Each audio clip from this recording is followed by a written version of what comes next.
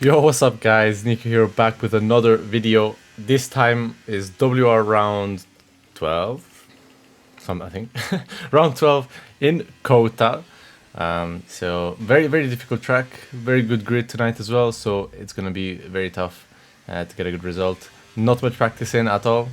I think we started practicing a few hours before the sessions, so not expecting too much here, just kind of taking it as more of a fun experience, see how it goes. But nonetheless, we're in Q1 with a good first corner. That was very clean, I think. As we go through the S's, it's flat out already from Q1. There's so much grip nowadays with these cars. Down to 6th gear, hit the apex for the left-hander as we start our sector 2, the climb up the hill here with a good cut here as well, which we do get. Very hard, very easy to just invalidate your lap there. But luckily we do not. As we go into the first hairpin, as we lose the rear end quite a bit there. I think we lost a little bit of time, but not the end of the world. Thankfully, my sector 1 is good enough, so I can afford to make a few mistakes here and there. Hopefully, no more though. As we reach the end of the straight, you have to cut this hairpin as well. We get a little bit of marbles, go a little bit wide, but not the end of the world either. Sector 3 very technical here. There's very little to no grip, especially in Q1, so it's very easy to just wheel spin and make a few mistakes. But so far it's relatively okay. The flat out triple right-hander kind of like reminds me of like Turkey, the triple left, but as you completely missed the apex there. Yeah, apex. But yeah, we're gonna come across the line with a 1 minute 31.54, which is actually a tenth and a half off of Danny. And Danny did a really good lap. But anyway, I wasn't sure that I was going to be through. So I went out again just in case. And my team told me that I was through at the end. So I back out and try to save this tire as much as I could for possibly to use in Q3. So yeah, here, as you can see, I'm not paying attention behind me. And we hit the Williams of Duncan. I apologize straight away in the group chat or in the WR chat. I really did not mean to do that on purpose. Obviously, I was not thinking about the cars behind. I thought for some reason maybe the car behind me was on a slow lap, but it makes no sense because we're at the end of Q1. So it was just a mistake by my part, and I completely take responsibility, and I excused myself many times. But yeah, hopefully it never ever happens again. Yeah, anyway, we move on. On to Q2. First lap on the new set of softs. We have a good sector 1 once again, good uphill. Miss a little bit the apex in the hairpin here. But yeah, looking like a good lap so far. And the objective here is to maybe do Q2 in only one set of tires, so we still have the 2 chances at the end for Q3 instead of only one, especially around this track where I think it's up there, probably debatable with the hardest track on the calendar to hook up a lap, even harder than like the likes of Singapore, the likes of Baku, Imola as well. It's just, I don't know. Everybody that I know told me that they were struggling to just be consistent at best in this track. So it is very easy to lose time, but also very easy to gain time. But anyway, we come across the line here with a 1 minute 31.02, which is 2/10 clear of P2 at the moment. So we decide. So thankfully, yeah, we did a good lap. So we decide to retire from Q2 and on to Q3 we go. The first lap, banker, a 0.98. It wasn't anything great, to be honest. I mean, I'm P4 after the first bankers, so it wasn't the best lap to be. And P1 is like a 0.85 at the moment, so it's like more than a tenth clear of what I just did. So we need to find a lot of time in this lap, as we do not nail turn 1. We are red on the delta a little bit, but it's not the end of the world. I think I had a pretty good sector 1 on my banker anyway. The most of the time was in the middle sector. The middle sector was what was very bad on my first banker lap, so we're gonna look to do a good one here as we get a alright cut. No, we don't get a good cut at all, and we slide all over the place. We probably lost a tenth and a bit there, just there. Yeah, it was a lot of time. Hairpin was alright, actually, good rotation, not bad the traction as well. It was just that uphill section was not ideal. But anyway, we're still on for a 0.8, maybe even a low 8 with a good last sector. So nothing's lost yet as we get a lot of marbles. We lose a full 10th just in that corner. So that's pretty much the hopes of getting pole position out the window. As the rest of the lap is relatively okay, I think. Maybe the last two corners were a bit safe because I just didn't want to invalidate, and I just rather start in the top 6 than being at the bottom, top like P10 or P9. So we missed the last corner a little bit as well, go wide, and we improved by barely 700ths of a second, which puts us provisional P3. But as we're gonna see, people are gonna improve, and I'm gonna be P6. Lucas first, Jarno P2.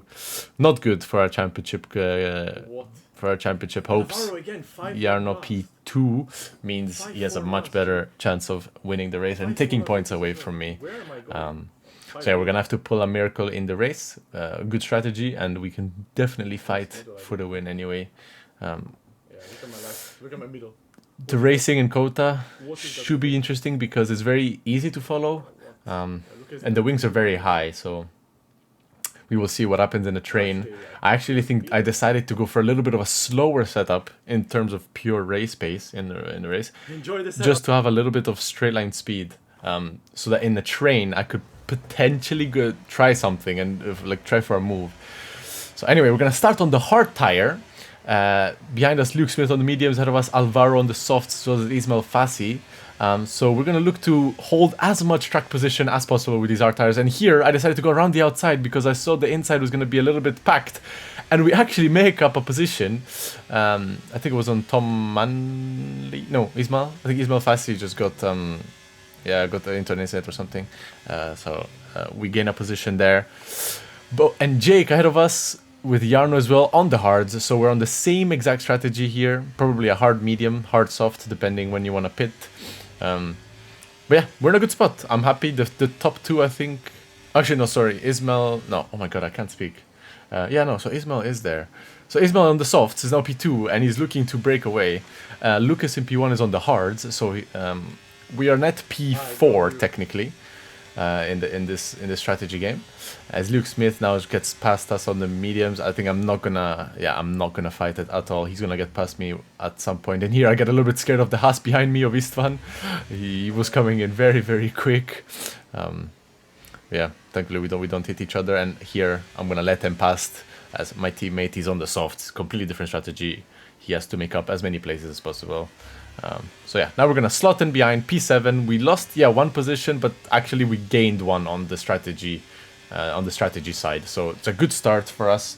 We kept our nose clean, and now we're just gonna settle into a rhythm. It's a very easy track to get penalties on. So need to watch out for those warnings, because the moment you lose a little bit of concentration, they're very easy to start getting. As Istvan now goes down the inside of Jake for P5. Easy move on the softs. Softs are probably like 1 second a lap faster at the moment, so it's not even a competition. Anyway, we're gonna jump on to lap 5. We're still in the train. Nothing's happened. We're looking good. Like 5 times behind Jake on our lower wing setup, so we're faster on the straights, have more ERS, blah blah blah. And here we get a huge whatever freeze. And we're down in P14. Man. We were net P4, net P5, and now we're down to P14 in the train, behind people on softer tires that are now slower, and it's just the worst that could have happened. Our race, unless something crazy happens, essentially is over at this point. I mean, what was that? I have no clue, but we're gonna keep our head down. Anything can happen. Safety cars, stuff like that, incidents. So, and as you can see, people ahead of us have penalties, like Fabrizio, and I think one more car has a penalty ahead. So not all is lost. We're gonna do as much damage limitation as we can, as Otis now overtakes Fabrizio down the inside. Easy move on Fabrizio's dead softs. As here, as we go down the full right-hander, Fabrizio loses the car. It just spins out of the race. I was deep down, I was laughing when I saw this, and yeah, I mean, Fabrizio, a very good friend of mine, and we joked about it afterwards. But anyway, people are starting to pit. The people on the softs, some people on the mediums are already pitting to go into the hard tire at lap 11, very, very early. As a lap later, we get past Philip on the old mediums. We're just going to follow Otis through. Easy pass there. I think here, at this point, what I'm deciding is if I want to undercut everyone ahead of me or go long. And as you can see, we're now on lap 19 and I'm still out. I've decided to go extremely, extremely long. I mean, the train has basically caught us. 2.5 seconds behind me. I've gone super, super long. We've been catching Jake a bit during this stint. And we're going to go onto the soft tires because I'm just going to risk it. I mean, I have everything to win and nothing to lose. There's no point. I don't think there was a point doing an undercut. Like, sure, maybe I would gain 3 or 4 places, but then I would be just eaten alive, especially in COTA with the tires dropping off as they do. So I gave myself the best tires for the end. New softs, 8 laps to go. The train is all bunched up and fighting, so hopefully they can fight even more and slow each other down so I can catch them and get an easy overtake. But yeah, it's time to push now. They need a little bit of time actually for the tires to warm up, but it shouldn't be a problem. 2 laps later, we reach Philip, who pitted 2 laps before us, and as I told you guys, those 2 laps were just not worth it. So I decided to stay longer, and this is why. I caught him up basically straight away, and I have 2 laps fresher softs. I'm like half a second a lap faster at this point. So yeah, not a good strategy call by Philip. Thankfully, our tires are much better, and we can catch people ahead, as we just did for Luke. Remember Luke pitted lap 11 from medium to hards? Yeah, we've caught him up already. Lap 23, 3 lap old softs against 12 lap old hards. Easy moves down the inside. Yeah, we're making some progress at the moment. We're in P12 with some people ahead of us with penalties. And now we're going to get past Danny Moreno again. He undercut us, sure, but the overcut on softs was just so powerful. And I'm just getting past everyone relatively easy. There's just not much of a fight that they can put up. And as I said, with my lower wings, I have a better straight line speed than everyone. So it's making the passes that much easier as well. As we skip on to lap 25, we've now caught up the main train. This is for top 4 positions. The P4 is leading this train. So, and we have 4 more laps to go. But we pushing that tiny bit too much, and we get a penalty for cutting the track. Honestly, rookie mistake there. I don't have an excuse. I was already so frustrated from what happened before, but that's not a good reason for me to push the way I was.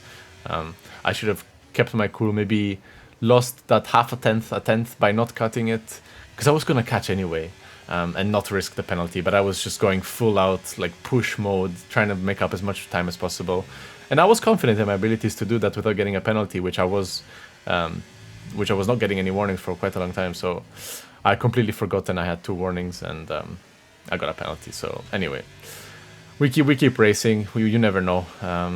As we're now lap 26, P10, still on much faster tires than everyone else. As Otis there looks for a little inside, but decides to back out, and so do I. Yeah. We can only try to get some positions on track now, because I mean 30-second penalty will put me out of the points, probably in like P13, something like that. So, but who knows? Maybe people will get penalties after the race. I haven't seen all the incidents that occurred during the race. I know there's been quite a few. But anyway, I think behind us there's Dylan and Danny fighting, and Danny on much fresher tires gets past very easily. And now it's our time to use my straight line speed, some ERS, see if I can get past them. But I can see Otis is just spamming all of his ERS as well, and I decide to save some. I still have 3 or 2.5 laps, so I'm just gonna be patient here. I don't need to do anything radical. As hop ahead, they're fighting like crazy, and they're going so slowly. As P4 is now checked out. P4 was Jake Benham on newer tires, or tires like mine, so he's got past the train very fast.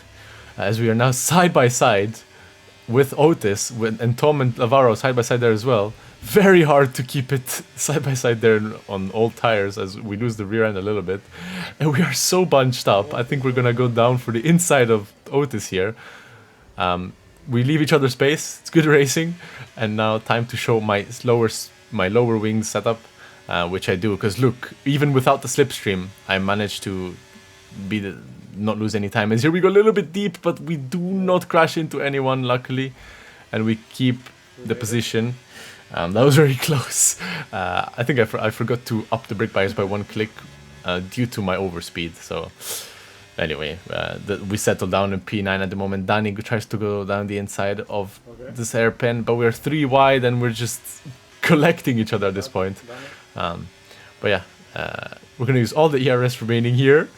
Maybe get past Tom would be nice. And defend from Danny as well, as we're almost going to go 3 wide again. But Danny thinks better of it. Tom goes a bit deep, so easy down the inside of Tom. And he doesn't fight it much at all, actually. I mean, he doesn't need to. I have a penalty, so he's going to get the place back anyway. We're going to defend this just in case. But yeah, not much to do in this race. Things didn't go as planned. I mean, obviously the screen freeze was a huge part of the result of this race and how it went. But also I shouldn't have gotten that penalty. And without that penalty and better driving, I should have gotten P5, P6 and still scored some good points, which I didn't, and that's my fault. And if I want to win a championship, even these races will happen, and I need to still limit with the damage limitation. So it is what it is. Out of the points, we're basically out of the championship fight. I think there's 3 races to go. Yarnat is, I think, like 78 points ahead. No, 60. No, I don't know. Something like in the 70 points. Sorry, 72 or 73 points ahead of me. It's just he basically needs 3 points and he won the championship. So WR is done and dusted for this season, I think. I'll still do it, maybe with just a little bit less preparation and just focus myself on PSGL, as I can still win the championship there. But yeah, Lucas won, Yarn P2, Danny Beresne P3, Jake P4. So good result for Mercedes there, P2, P3, P4. They were clearly more prepared than us. Lucas did an amazing race. And yeah, I don't know what the next track will be, to be honest. I need to check. But I'll see you guys for PSGL Mexico, which is actually, by the time you're going to see this, is tonight. So make sure to come check out my stream tonight.